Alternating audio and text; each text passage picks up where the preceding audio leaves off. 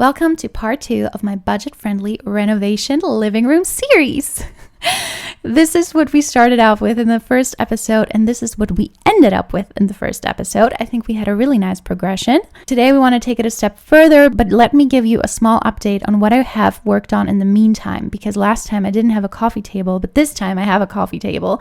Ta-da, here it is in its full glory. I actually built it with my dad. And then we have these flowers that I also bought. I think a nice tip for flowers is that if you want to have flowers in your apartment, but you don't want to keep buying fresh flowers, just opt for the dry flowers. I mean, they just have a lot of longevity and they look really nice. And then I also created these DIY disco balls, which reflect the light off beautifully on the wall. And I have a video on TikTok on how I made these, and they give the room something very interesting. So now it's time to turn our attention to this corner of the room, which the former girl who used to live here had her TV on this wall, but I don't own a TV. So I thought maybe I can turn it into a bookshelf corner.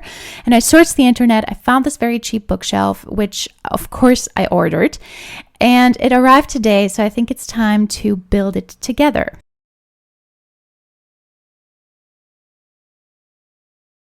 And this time it was actually a big success because I managed to do it by myself.